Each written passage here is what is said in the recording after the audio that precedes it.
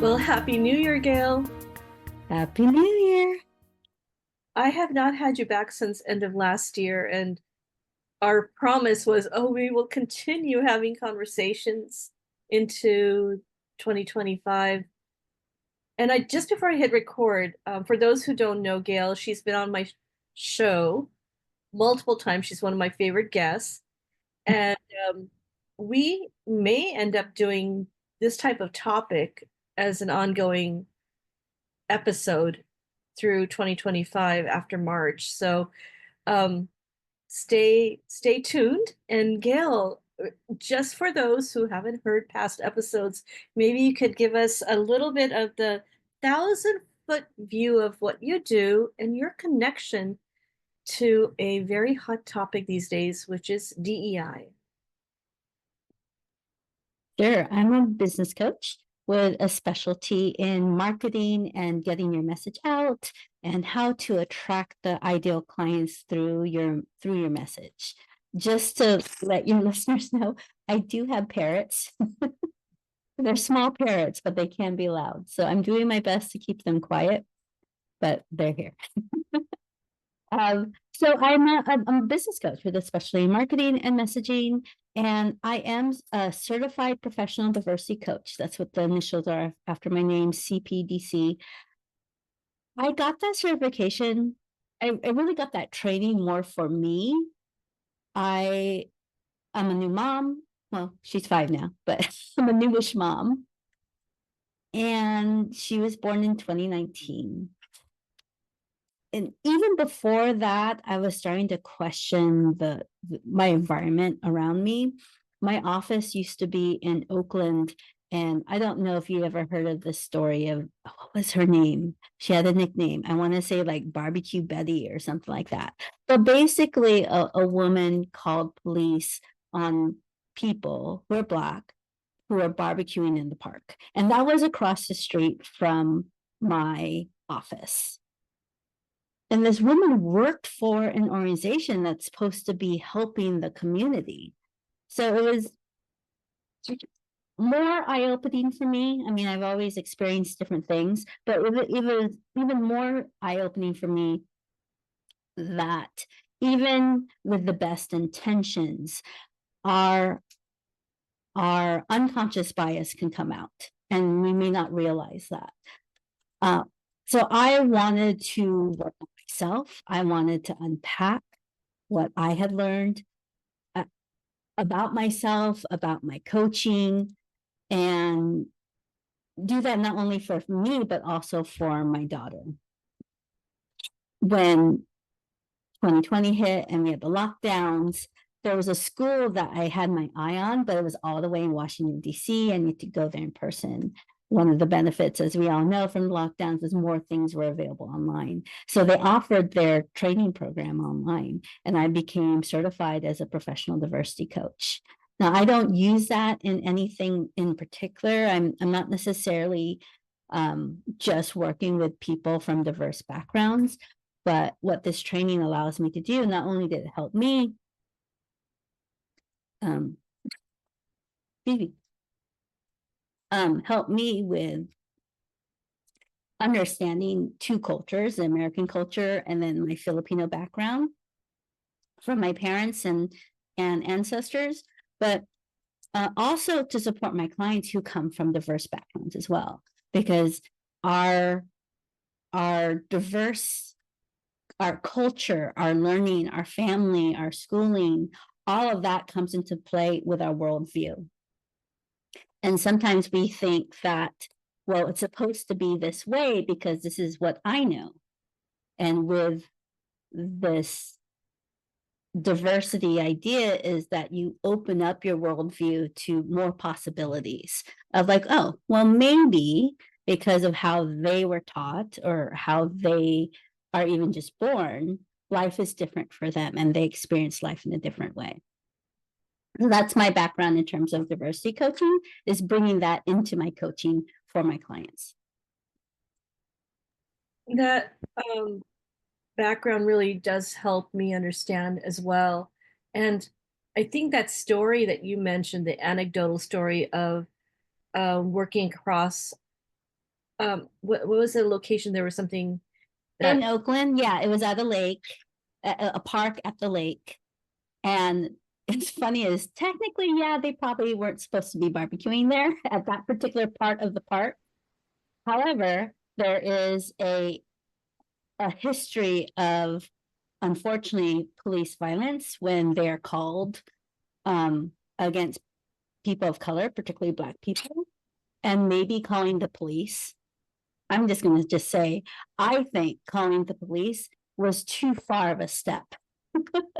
Was that really necessary to call the police for someone who may be violating a city rule regarding barbecuing? Was that really an issue that you had to call the police for? So I think that was part of the problem.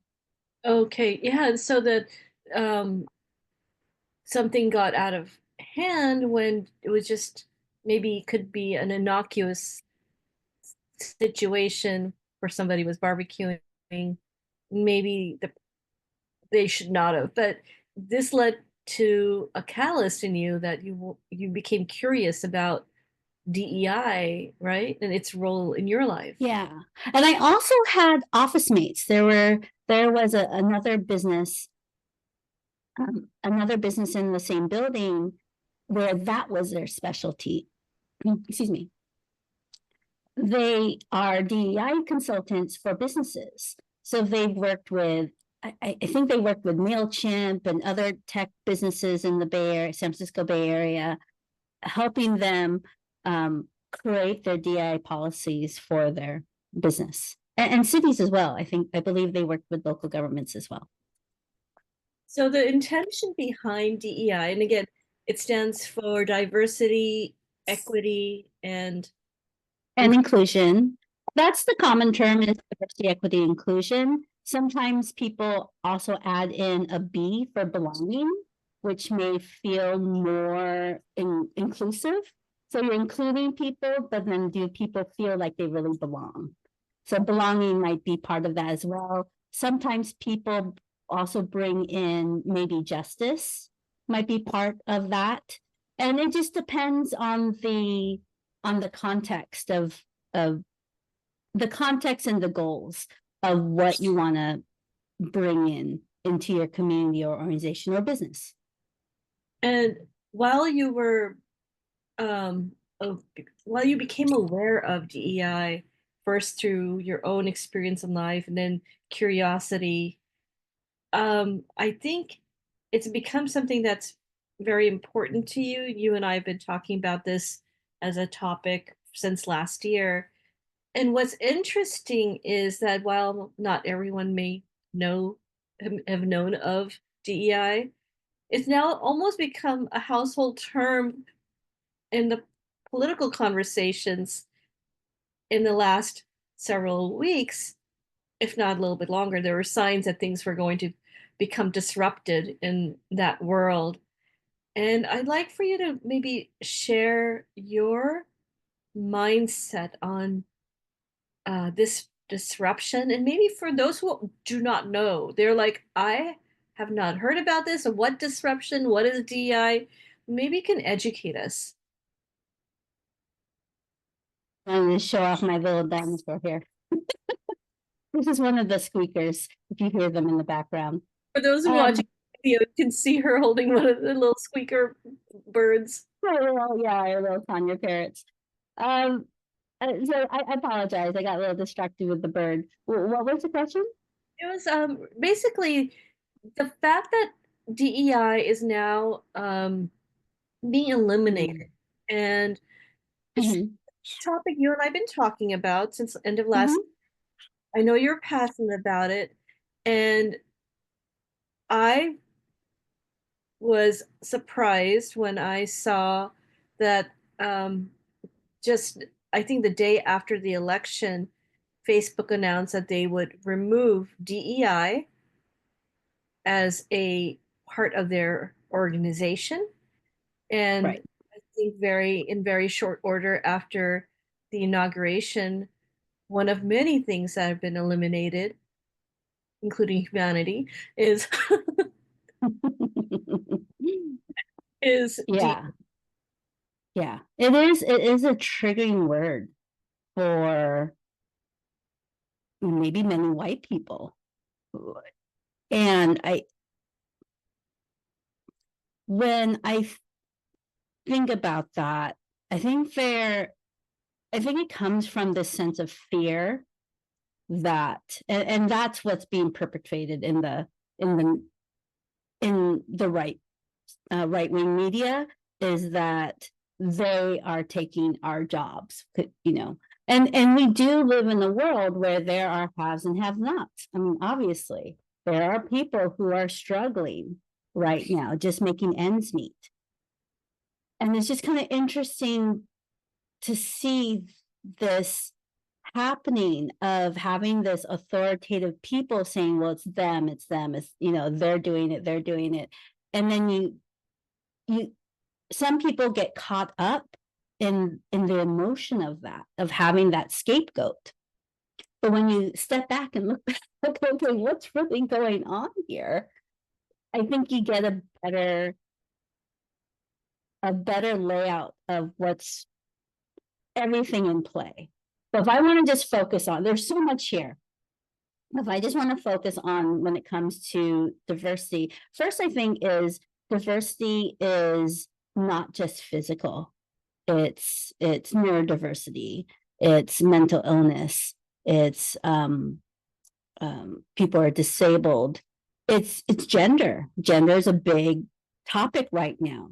And I don't think women realize, white women in particular, realize that the reason why we do have some women in C-level roles in our government, even being able to have private rooms to breastfeed, that's because of DEI. And people had to fight for that. I mean, women couldn't get a credit card without permission from their husband or their father until I believe in the 80s. So we've got to remember that it wasn't that long ago that all women didn't have rights. It seems like we just kind of forget. We have this short-term memory of when people were getting their rights, right to live, right to love, right to marry. Like I wouldn't be able, you wouldn't have been able to marry your husband 60 years ago. You do, right? Trevor Noah has a book called Born Crime because it was illegal in their country, in South Africa, for different races to marry and have children. So he had to pretend that his mom was actually his nanny when they were out in public. I mean, just how heartbreaking is that? And Trevor Noah is in his 30s, maybe? So 20 years ago in that country, it was illegal for him to even just be alive.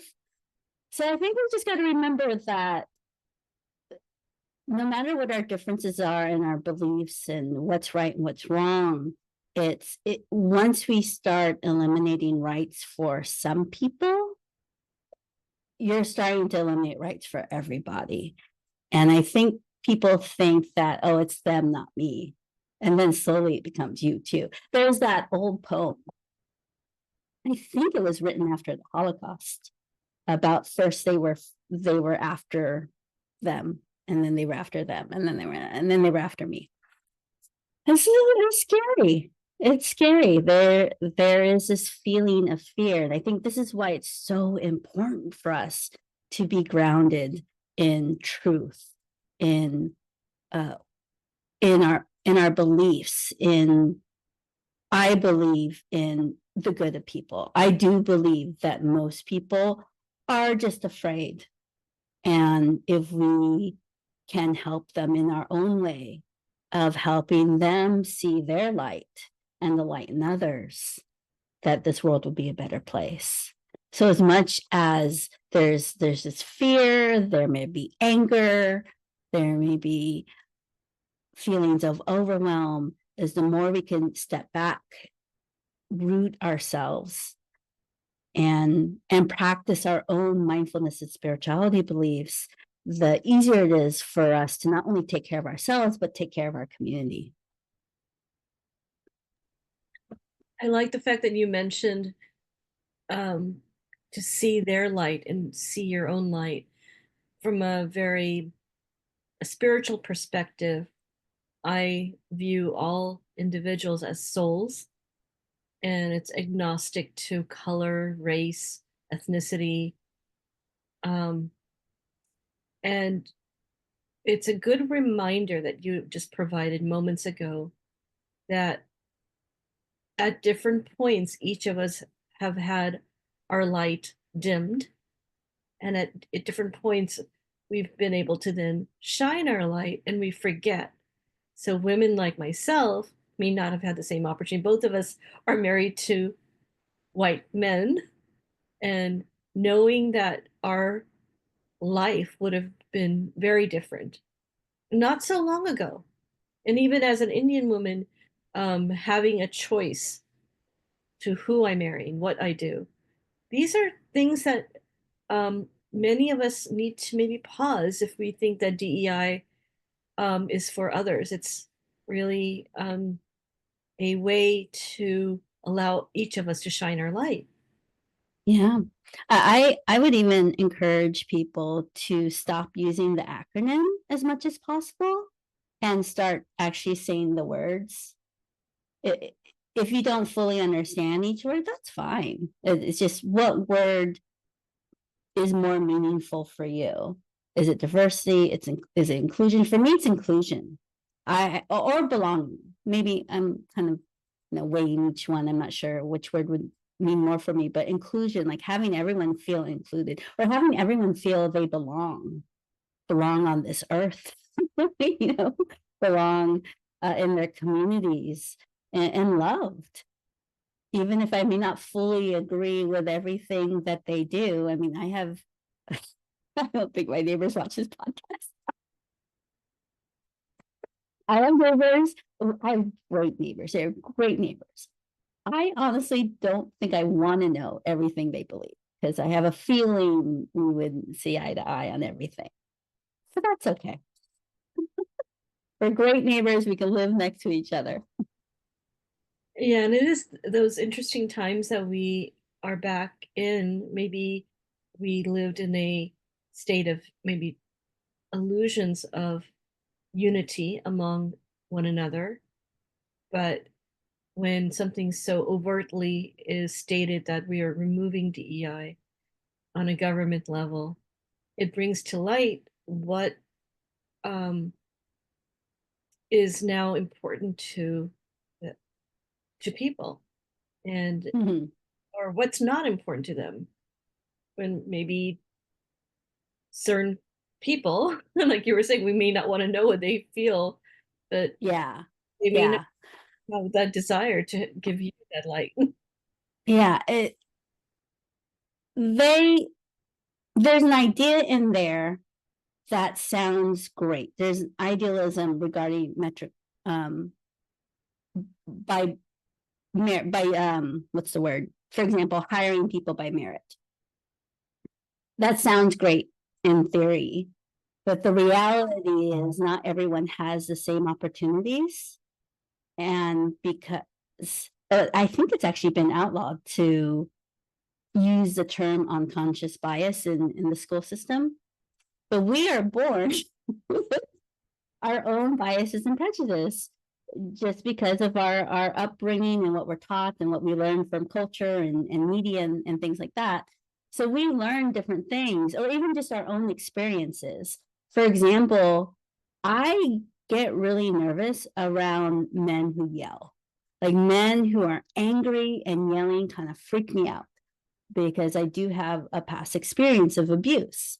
So that's my own bias is if a man starts like being angry and yelling in public, I get scared, like physically feel fear. And they may just be expressing themselves,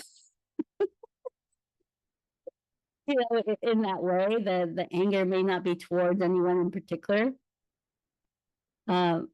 but that's my own bias. So I actually have to just kind of like talk to myself that this is not about me. He's not mad at me. And even if he was yelling at me, I'm still going to be safe, or I'm going to find a way to be safe. But we all have those biases. And to say that you're going to outlaw it, even though that's biology, oh, and there's so many things about biology that are trying to outlaw. But to say that's just part of who we are as humans, because it's a protection mechanism, it's quite silly. But we do have those biases, and so the more that we can recognize it and claim it and say, okay, this, I feel awkward around this because I haven't been exposed to that before. It's just acknowledging it and then doing your best to not put judgment around it and let it go. But I was talking about people hiring people by merit. It's good in theory, but sometimes our own biases get in the way of that. For example, it's been shown that people with ethnic names are less likely to be hired. Like if the resume was exactly the same, exact same resume, and they were just basing it on resume. If someone has what would be considered an ethnic name, maybe a foreign name, they are less likely to be hired than someone with what's considered an American or an English name. Again, it's biases. And for all those individuals that were before us, the generation before us, women that fought for equal rights, they too experience these things on different levels. And imagine being part of those women's rights and being colored, that additional layer of challenges. But Yeah, even if you are unable to truly wrap your head or empathize or logically not agree with DEI, if you, some part of you can find the fact that at some point there might have been biases held against you, then wouldn't you want to have an opportunity for yourself as well as those you care about to have a voice, right? right, right. I'll give an example with that. There's a hot topic with affirmative action, and in the Asian community, and maybe you've seen this as well, and you see this in the California school system, particularly with University of California, there was this thought that, well, because of affirmative action is not good for Asians because there's so many Asians and they all get into college. But Asians is such a big term. It's a new term. It was created in the 60s so that we could group together to fight for our rights alongside with people with Black people and African Americans. But there's so many different Asians. So Filipino, Indian, uh, uh, all the different countries, and there's different reasons why groups of people immigrate to the States. Some as professionals who have degrees and experience, and many others came in as refugees because of wars going on in their countries. And they have they're starting from different places. My parents were able to immigrate to the States through my mom was able to immigrate through being a nurse. That's why there's so many nurses in the Philippines, is there's been programs for decades to bring Filipino nurses in the US. And what they would do is they would pay them less. They have to at least pay them minimum wage now, but that wasn't always the case. So they pay them less. For the hospitals to save money, it gave people in the Philippines a chance to immigrate to the States because it's been sold as a place for opportunity. And then my father was able to immigrate here by joining the US Navy. becoming a citizen that way. But they were one of the lucky ones. I have other friends who were refugees because of the Marcos regime, and their family was being persecuted, so they had to escape, and they were able to immigrate here. But so many different reasons. So affirmative action, it's one of the hot topics. You look at it when it comes to diversity, and it affects different groups. You can't just lump people all in as Asians, for example. And I'm sure there's more diversity in the African American community as well, depending on where they're coming from and their background. And it's going to be interesting to see how this. Interesting is not the right word. It's going to be. I think it's going to be kind of painful to see what's going to happen in the next 4 years.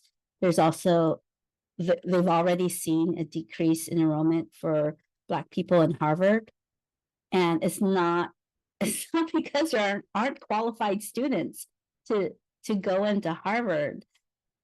I wonder if they're just being passed over for people who have bigger pocketbooks.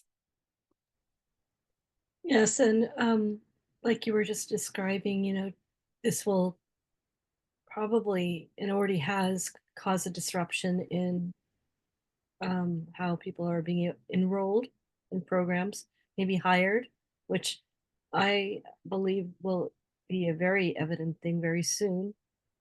And then there's also this need that I feel like we have in society to be more educated about this topic. Like you were saying, women didn't have the rights to do certain things that we take for granted now. But it's now the onus of responsibility is on each of us to be aware of the history and the ramifications, and also the miscommunication or misinformation, which we are now entering a whole new era of misinformation, particularly like I heard the other day with that recent plane crash. And statement was made by President Trump about I It was a DEI hired, yeah, because the pilot was a person of color. And I was reading an article about him and about his passions and his training, and people were talking about how he was not, I don't remember if it was top of his class exactly, but just how well trained and skilled he was. You can't just walk your way into becoming a pilot. Same with becoming an air traffic control person. There's a lot of training involved, and I think people again want to go to that easy excuse. Oh, it's just this, and they're playing to xenophobia and our own prejudice and bigotry. But I think we just got to remember, kind of step back and analyze what's being said. Remember, just because they're a person in authority doesn't mean it's completely correct. They are trained, all politicians on all sides are trained to say things in a way to get you motivated, to bring up emotion. And if we get too caught up into that, we get lost in their propaganda. So again, it's that opportunity. Okay, let's step back. Let's look at this. And I think that's also one of the challenges with coming up with things like DEI, diversity, equity, inclusion policies, is you come up with these catchphrases and these terms, and you make it a policy, and then the human factor gets lost in the mix, and we forget this is people. We put a label on it. We called it diversity, or we called it inclusion, but what it really means is we want to give people a chance, right? So for hiring people with the right qualifications, a chance, all people who qualify for that. For our communities is not redlining and being able to have a diverse neighborhood. So Yeah, those are just some things to kind of think about. Remember the people. They are terms, but don't get lost in those terms. And in all this craziness, it's so important to rest. There's a great book called Rest is Resistance. So remember to rest, take care of yourself. And then when you can, get back up and speak up for others and do what you can. Focusing locally at first will probably be the easiest and the most impactful. I love the fact that you laid it out so methodically, because having the mindset of how to overcome disruptions like this, particularly a concept that not many people feel that tightly invested in, perhaps, unless you are a woman or a woman of color or what have you. Um, that when these things happen and they hit home, I think we want to first, at least for myself, I want to know logically, what can I do? What kind of mindset? I like the idea that you said something as simple as rest, right? Taking self-care, understanding that. And from self-care, I think we can then understand how to care for others. Because when we have Mm-hmm. compassion for ourselves, we have compassion ideally for others. And then you also mentioned, and these may not have been your words, but really to educate yourself, right? You take a step back and reflect, because our biases are there. We each have them. We may not be aware of them. A lot of this is about bringing awareness to um, areas. Right. And unlearning or learning what we thought we already know, Yeah. whether it's just misconceptions in the world or even just knowing more. For example, we talked in a previous episode about neurodivergency and autism ADHD. There's more that we know about that field. And I'm learning that there's a difference in therapies. There's one where it's change the behavior, and there's another one of let's accommodate them because this is just who they are. So what can we do so that they can learn more easily and be able to support themselves? So that's just an example of kind of stepping back and learning. Be open to unlearning. Be open to have your beliefs and previous knowledge questioned. I think that's hard for people because we like being right. And it's also this, if we were still connecting all of the dots and understanding how each of us play a role in society's level of peace and happiness, then we feel like, wow, I have a role. It's not that it's their problem. Maybe it is your problem. Maybe you are a mother with a neurodivergent child. Maybe you have some other conditions that when that child grows up may not have opportunities. And maybe they will if somebody like you cared enough for making sure that the humanity of their opportunities are there. Like you were saying earlier, it's not about the label. And I really like the way you said that, because at the end of the day, you just want to make sure that people are given the opportunities. And Yeah, that they're included, that they're loved, that they're meant to be on this earth, they're wanted, and it doesn't have to be exactly like with you or with your business or your, in your department or anything like that, but that everyone has worth. And I wish we could all step back, like the world could just kind of step back and see that there's abundance in this world.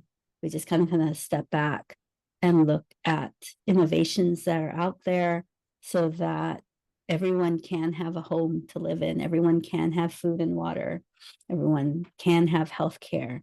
Can we just be innovative and figure it out versus, I'll just say it, the ultra rich hoarding resources. yeah, yeah. I and so it's our each of our responsibility and bringing awareness and having an open growth mindset. It sounds like sort of the overarching theme here. Now, you mentioned the word innovation, which is the next hot topic for today. Ah. So I believe, and you and I've had many conversations about this as business owners who are techie at heart, you and I, Mhm. we're very passionate, but it is a very big challenge to be a solopreneur, a female solopreneur, while Mhm. mom. And I believe innovation like AI has helped level the playing field to some degree. It'll only Mhm. believe because it's like having an intern that you can't afford. It's like having Mhm. really smart out of college kid who you can train over 6 months and then start automating. So Mhm. you can free up time for your why, which is really important. This is why we probably became solopreneurs, right? Because you wanted Mhm. this on your why, or you wanted to be your own boss or call things on your own terms. Well, AI has been really, really awesome in helping us, and it's only getting better. But now we have a new disruptor. As of just 2 weeks ago, a shocking Chinese AI advancement called DeepSeek is Mhm. not only causing disruptions, but it's also apparently sending the US stocks plummeting. So I would love to have your thoughts on all of this. Oh, yes. My husband told me about DeepSeek. He's a techie too. He told me about DeepSeek, and it is open source to a point. It's not completely open. They didn't share everything in their programming, but people can use it and create their own programs with it. It's what ChatGPT was supposed to be. ChatGPT was supposed to be open source. They're owned by a company called OpenAI. Then they got bought by Microsoft. So, um, what's great about DeepSeek is talk about innovation. They didn't do what the other AI companies did. They started from scratch. And because of how they programmed it, it actually uses less processing power than the chat GPTs of the world. So you could actually download it and run it on your computer, a gaming computer. Your computer still has to be a powerful computer, like a gaming computer, but you don't even have to run it on the internet. You could run it on your own system. And that's really powerful. You don't need room full of processors. One of the concerns about AI is its energy use, which compared to regular Google searches is not that much higher. But overall, if people are using it all the time, you're not using a Google search, every second of the day, but some people are using AI like constantly. So um, it uses less energy. So it's a game changer. There is concerns. I mean, this is I don't want to get caught in the Chinese propaganda, like they're all bad or they're all evil. I'm sure there are things that we don't know about. So you still want to protect yourself. Uh, I actually did try logging into the site. I wanted to download it or use it online and try it for myself. I couldn't get in. They had a notice on their site that they were being attacked. And so they had to close off their servers to new people. But they were getting, yeah, people are trying to hack into them. But my husband got it and he loves it. He's already starting to train it just like you do with the other AIs like ChatGPT, and he's running it on his own computer. So it's not what's the word?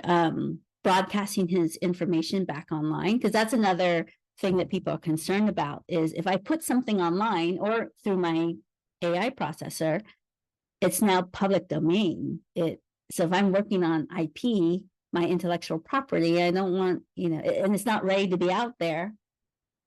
I don't want it. I don't want to use a public AI. So it's going to be an interesting game changer. So it'll be interesting to see if now companies like OpenAI, ChatGPT, and the others start creating new versions of their AI. so that it also works on uses less energy, which means it'll be more cost effective for them. It will hopefully even be faster for us. So that's a good news. The bad news is that where are the checks and balances with using AI? I mean, we're already worried about the U.S. government um, uh, being deconstructed, but there are the concerns regarding AI and how it's going to be used that way. But for small business owner, it's good news for us, even if you don't want to, and we can't. As of yesterday, I wasn't able to log into DeepSeek. But as a small business owner, is good news for us because it means that AI use for good purposes can be easier for us. It can be less expensive for us and can have a less harmful impact in our environment. That's all great news. It's all really very positive, especially with the energy consumption and Mm-hmm. that element, how it impacts our environment. And also, it goes back to the leveling the playing field, being able to have a piece of technology that allows us to have more control and less vulnerability to our information. But like most things that are disruptors, it'll play out over time. Now, time is something that's been moving very fast in the era of AI. So we'll see. I heard a funny quote by, I believe, James Stewart, the political comedian, that AI just got its job replaced by AI.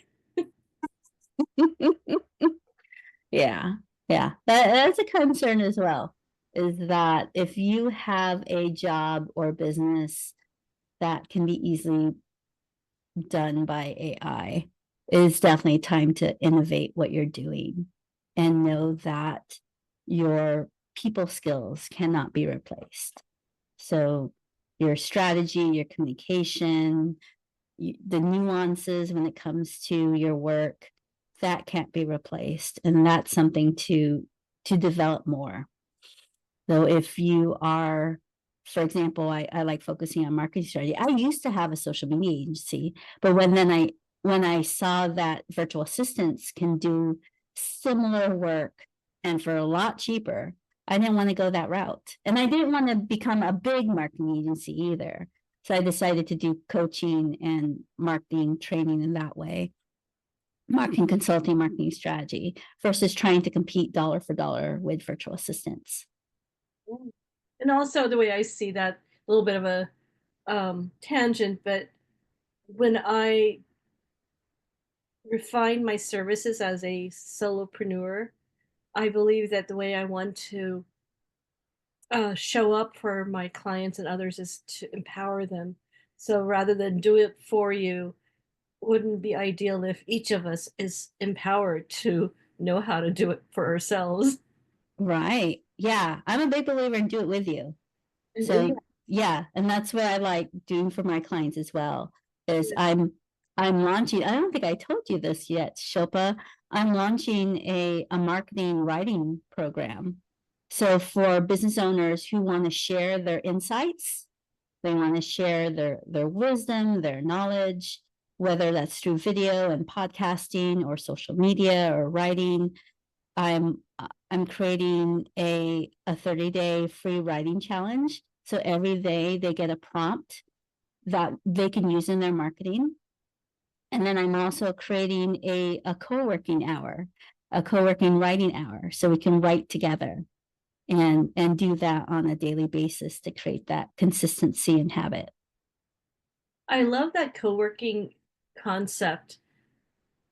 I recently took part in a challenge for creating or building out your email list by Liz Wilcox. Have you heard of her? She was, I've known her a long time.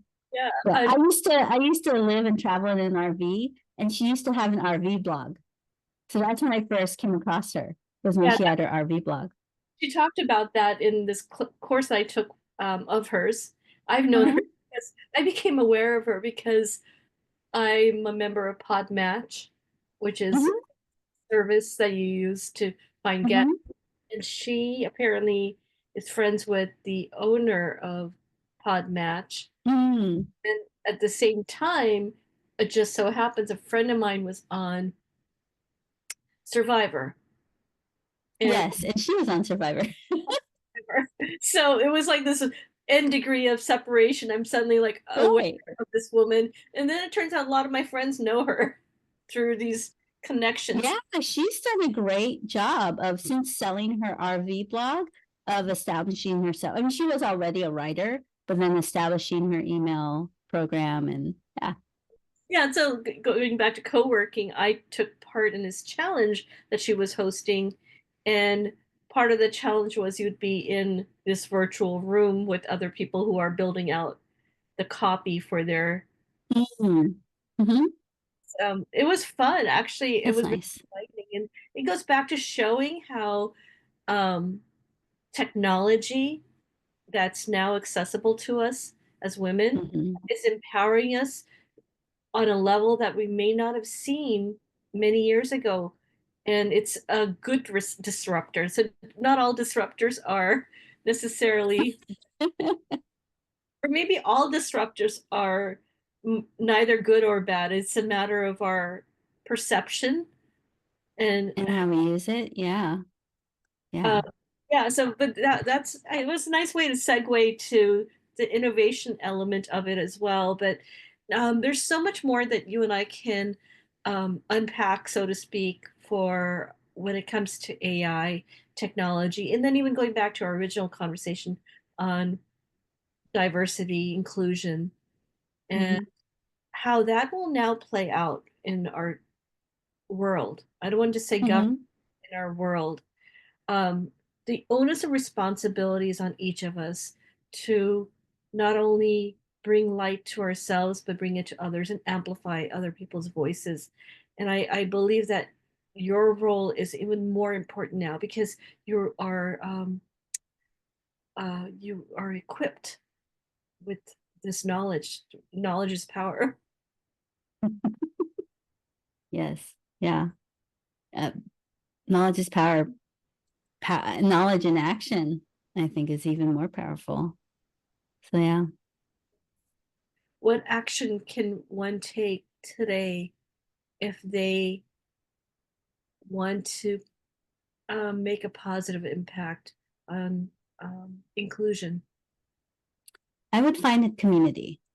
Find like-minded people who believe in what you believe, who want to improve this world, improve this community.